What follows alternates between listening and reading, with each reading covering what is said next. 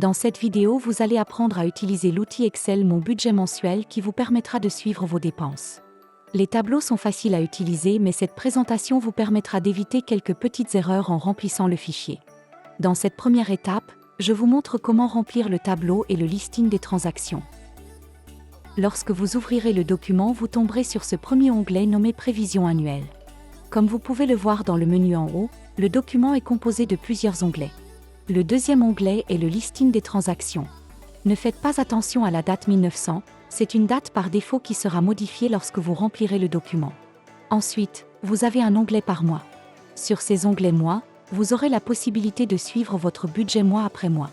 Sur chaque page, un outil de visualisation du solde de fin de mois sur l'année est présent. Un tableau qui résume votre gestion budgétaire du mois ainsi que le détail des dépenses et revenus.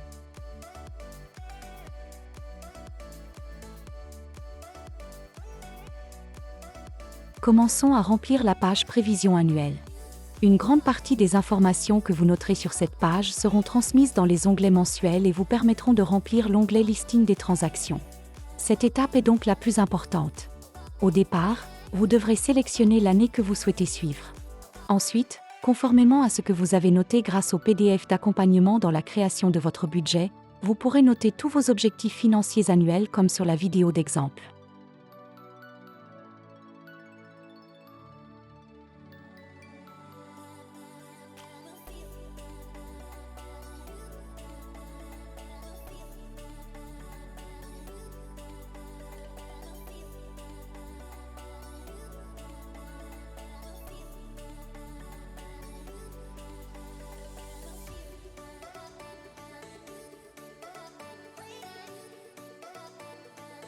Après avoir rentré vos objectifs, vous pouvez remplir vos revenus mensuels.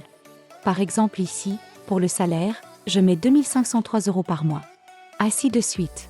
Comme évoqué précédemment, tous les éléments notés dans la catégorie budget vous permettront de remplir le listing des transactions et de déterminer le budget prévisionnel pour les onglets mensuels. Pour mieux comprendre, allons dans la page listing des transactions.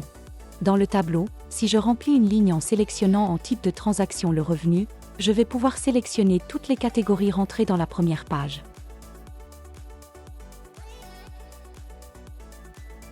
Pour les dépenses fixes, vous voyez qu'il n'y a rien car nous n'avons pas encore déterminé de catégorie de dépenses fixes. Pour les onglets mois, vous pouvez voir que les informations rentrées pour les revenus apparaissent tout automatiquement pour chaque mois. Si on regarde bien, on voit que seule la partie prévisionnelle des tableaux dans les onglets de suivi mensuel est remplie mais que la partie réelle reste vide.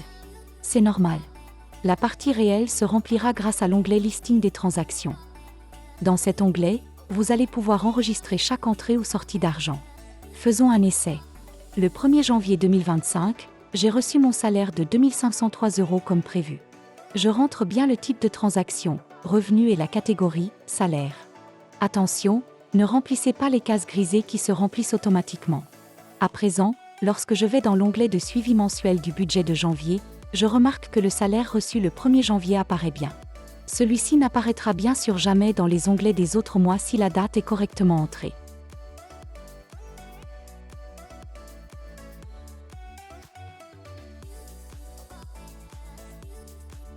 Imaginons maintenant qu'au lieu d'avoir eu les 2 503 € de salaire prévus, nous avons perçu 2 603 € de salaire.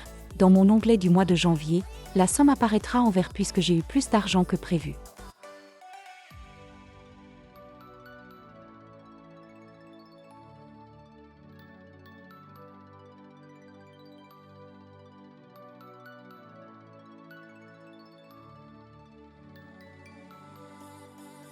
Maintenant que vous avez compris le fonctionnement du remplissage de l'onglet Prévision annuelle et son importance, nous allons pouvoir remplir les autres catégories de transactions. Les dépenses fixes, qui représentent vos charges, votre épargne à court terme et à long terme, ainsi que vos différentes catégories de dépenses variables. Pour vous aider à déterminer les différentes catégories d'épargne et de dépenses, n'hésitez pas à consulter le PDF livré avec cet outil.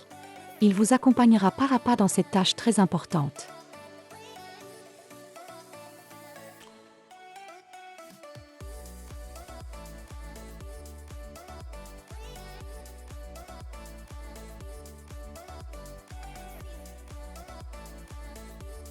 Bien évidemment, lorsque vous aurez rempli l'ensemble de ces informations, elles apparaîtront sur tous les onglets mensuels. De janvier à décembre. Vous pourrez d'ailleurs voir que les cases ne seront pas cochées tant qu'une transaction réelle n'aura pas eu lieu. Attention, chaque catégorie de dépenses ou d'enveloppe doit avoir un nom bien différent pour éviter les erreurs. Avant de vous apprendre à remplir l'onglet Listing des transactions, je souhaite vous montrer une manipulation importante qui vous permettra de consulter l'outil de visualisation annuelle des soldes de fin de mois. À chaque fois que vous remplirez une information dans l'onglet Listing des transactions, pensez à aller dans l'onglet Données de la barre principale d'Excel. Vous cliquerez ensuite sur Actualiser tout comme je vous le montre dans la vidéo. Grâce à cette simple manipulation, votre outil de visualisation annuelle pourra être à jour sur chaque page mensuelle. Pour utiliser l'outil de visualisation, vous devrez sélectionner l'année ou les mois que vous souhaitez voir apparaître. Pour sélectionner plusieurs mois, pensez à garder la touche CTRL sur Windows ou Commande sur Mac. Maintenant revenons à l'onglet Listing des transactions. Pour le remplir, c'est simple. Par exemple, le 1er janvier, un loyer de 714,30 € a été prélevé sur mon compte bancaire. Je peux remplir la ligne en faisant attention de mettre un signe négatif devant les 714,30 €, puisque c'est bien une sortie d'argent et non une entrée d'argent. Je fais bien attention de sélectionner le bon type de transaction et la bonne catégorie. Les cases grisées se remplissent seules, je ne les touche pas. Une fois encore, pour que cette dépense fixe apparaisse dans l'outil de visualisation annuelle, je pense bien à cliquer sur Actualiser tout. Comme vous pouvez le voir sur l'onglet du mois de janvier, cette dépense réelle apparaît bien.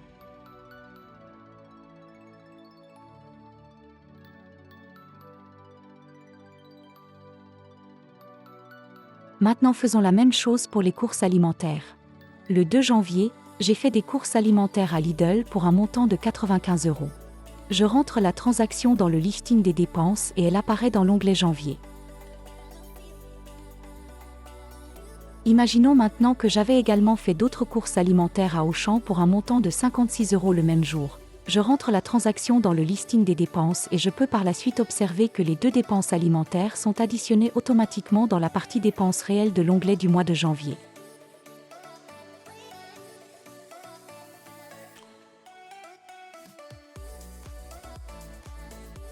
À présent, je vais remplir le listing des transactions jusqu'au milieu du mois de mai pour vous montrer à quoi vont ressembler vos onglets mensuels une fois que vous aurez rentré plusieurs transactions. Pensez bien à cliquer sur Actualiser tout avant d'aller dans les onglets de suivi mensuel lorsque vous rentrez des transactions. Dans cette deuxième étape, je vais vous montrer comment suivre mensuellement votre budget. Comme vous pouvez le remarquer, pour le mois de janvier, presque toutes les catégories de transactions sont cochées. Cela signifie que la majorité des dépenses prévues ont bien été effectuées. En regardant le détail des transactions par catégorie, on peut s'apercevoir que les dépenses réelles des autres courses sont surlignées en rouge. Cela signifie simplement que les dépenses réelles dans la catégorie Autres courses dépassent le budget prévisionnel. Si je souhaite comprendre pourquoi j'ai dépensé plus que prévu dans cette catégorie, je peux aller consulter l'onglet Listing pour comprendre mes dépenses en fouillant dans le tableau ou en retrouvant les transactions grâce au filtre des colonnes type de transactions et catégories.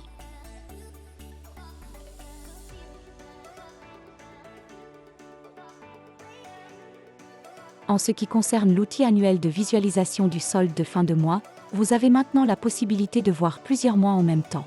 En mai, le solde paraît conséquent, mais c'est tout simplement parce que les transactions n'ont été rentrées que jusqu'au 14 mai. Le mois n'est donc pas terminé et ses dépenses non plus. Comme vous le voyez, la majorité des montants à épargner et des enveloppes budgétaires n'ont pas été cochés, ce qui signifie qu'aucune transaction vers l'épargne n'a été faite pour le moment. De plus, quelques dépenses n'ont pas encore été réalisées, comme le paiement de l'abonnement télé et Internet.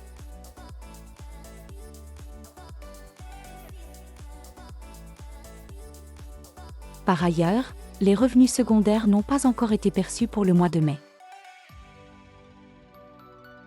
Vous voyez également que les jauges de dépenses réelles par rapport au budget prévisionnel ne sont pas encore à 100% et que la jauge d'épargne est à 0 pour le moment puisqu'aucune somme n'a été épargnée pour l'instant. En janvier, on peut voir que la jauge n'est pas à 100% pour les dépenses variables, ce qui signifie que tout le budget prévisionnel n'a pas été dépensé. C'est une bonne nouvelle. On peut d'ailleurs voir que le solde total est surligné en vert pour les dépenses variables. Pour le mois de février, Je peux également voir que j'ai moins dépensé que prévu puisque le total des dépenses variables est surligné en vert. Cependant, on peut voir quelques catégories de dépenses variables surlignées en rouge, ce qui signifie que j'ai dépensé plus que prévu. Malgré ces dépenses imprévues, l'équilibre du mois reste quand même inférieur au budget prévisionnel puisque le total est en vert. J'ai donc fait des belles économies au mois de février. Voilà, la démonstration de l'outil Excel Mon budget mensuel est terminée. Je vous souhaite un bon usage du tableur et beaucoup de réussite dans vos projets financiers. Bon courage!